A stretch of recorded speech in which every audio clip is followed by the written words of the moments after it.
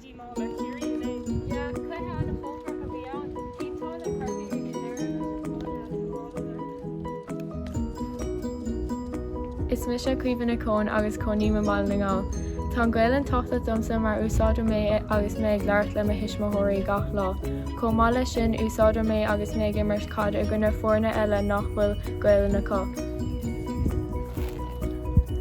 Hi, is mis Alice. Agus is mis Nia. Agus tá an Gaelanne Tábhacht dom mar larm é le seanis móí.